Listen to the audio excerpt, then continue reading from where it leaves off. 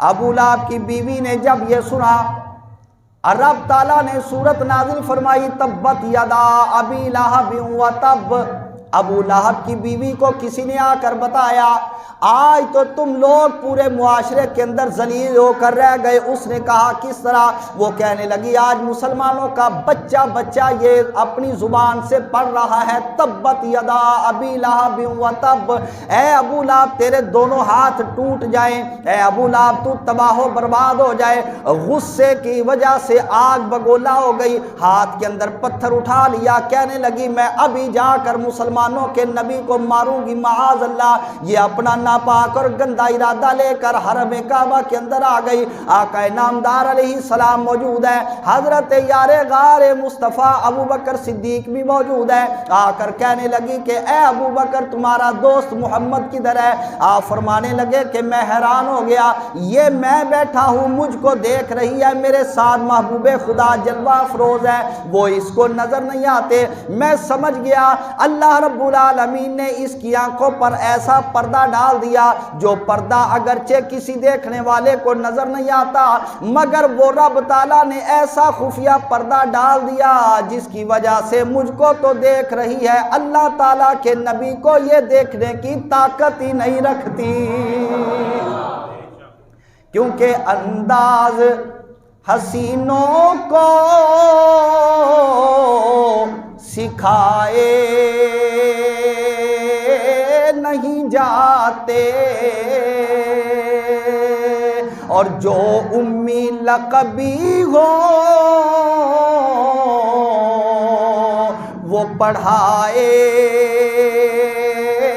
نہیں جاتے،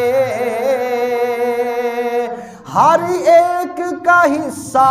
نہیں دیدار نبی کا،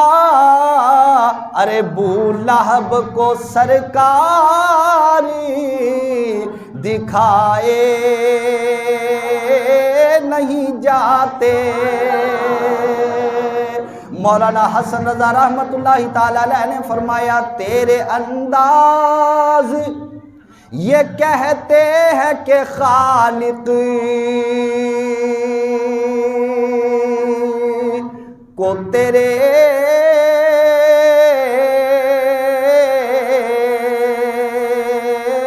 میرے آقا تیرے انداز یہ کہتے ہیں کہ خالق کو تیرے سب حسینوں میں پسند آئی ہے صورت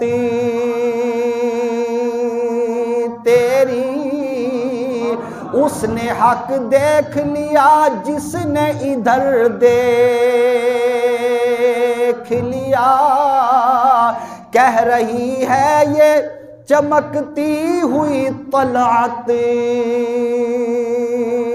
تیری، اور دیکھنے والے تو کہا کرتے ہیں اللہ اللہ،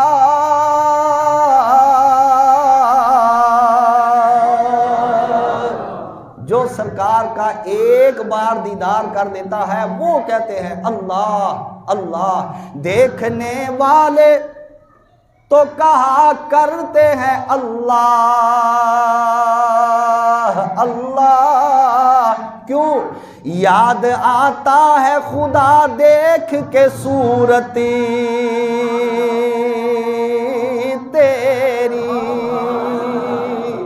نبی پاک صلی اللہ تعالیٰ علیہ وآلہ وبارک وسلم کو اللہ رب العالمین نے اس قدر حسن و جمال کا مالک بنا دیا کہ جو ایک مرتبہ آپ کا دیدار کر لیتا، ایک جھلک آپ کی دیکھ لیتا، وہ اللہ اللہ کرنے لگ جاتا، ورد زبان اللہ تعالیٰ کا ذکر ہو جاتا۔ یہ کتاب ہے شرح علامہ زرقانی، اس کے اندر حضرت عباس رضی اللہ تعالیٰ عنہ کا وہ سوال موجود ہے جو جو انہوں نے نبی پاک صلی اللہ علیہ وآلہ وسلم کی بارگاہ کے اندر کیا، آ کر عرض کرنے لگے یا رسول اللہ صلی اللہ علیہ وسلم، جب آپ ابھی بچپن کی عمر کے اندر تھے، آپ ابھی پنگھوڑے کے اندر آرام فرمایا کرتے تھے، اے میرے آقا میں اس دن سے بھی آپ کو پہچانتا ہوں، آپ کو جانتا ہوں کہ آپ اللہ تعالیٰ کے نبی ہو۔ نبی پاک صلی اللہ تعالیٰ علیہ وسلم نے فرمایا اے میرے چچا، تم نے مجھ کو بچپن سے پنگھوڑے والی عمر سے کیسے پہچان لیا کہ میں اللہ کا نبی ہوں؟ آگے سے عرض کرنے لگے یا رسول اللہ، ایک مرتبہ 14ویں رات کا چاند پورے آب و تاب کے ساتھ، چمک دمک کے ساتھ پوری روئے زمین کو چمکا رہا تھا، منور کر رہا تھا، میں آپ کی خدمت کے اندر حاضر ہوا،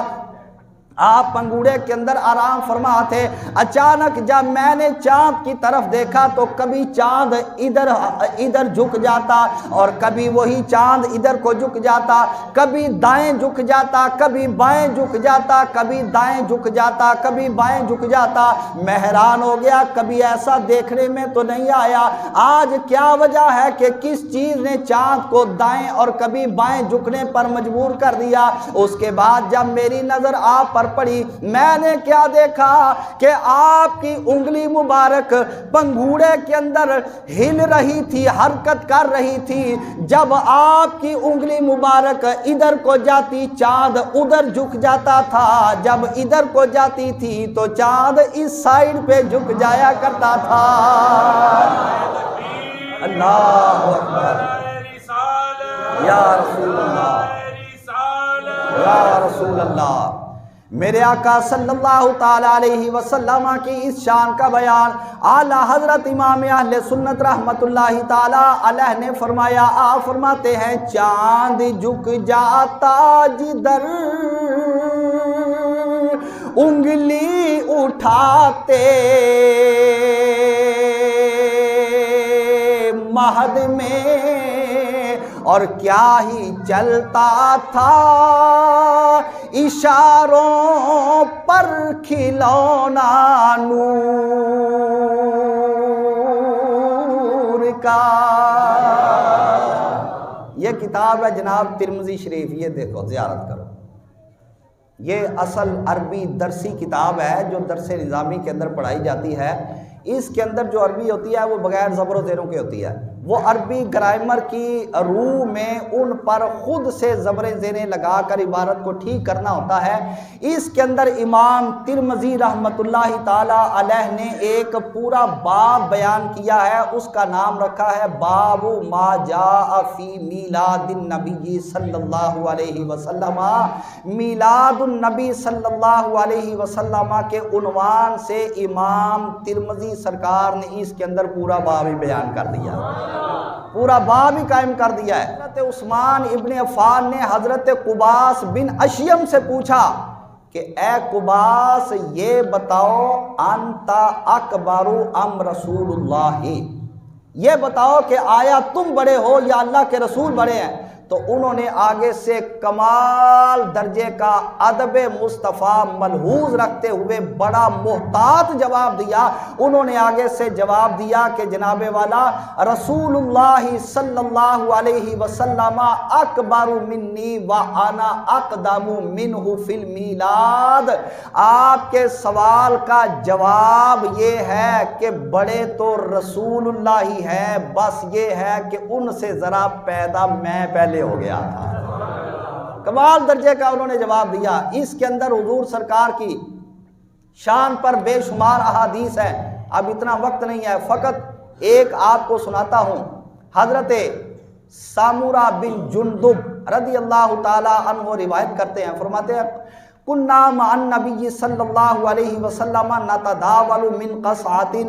من غدوۃ حتی اللیل تقوم عشرۃ وتقعد عشرۃ۔ ایک مرتبہ ایسا بھی ہوا کہ ہم سارا دن نبی پاک علیہ الصلوۃ والسلام کی بارگاہ کے اندر حاضر ہوتے رہے کھانا کھانے کی غرض سے، اور فرماتے ہیں کہ کھانا کھانے کے لیے ہم ایک پیالہ کھانے کا تھا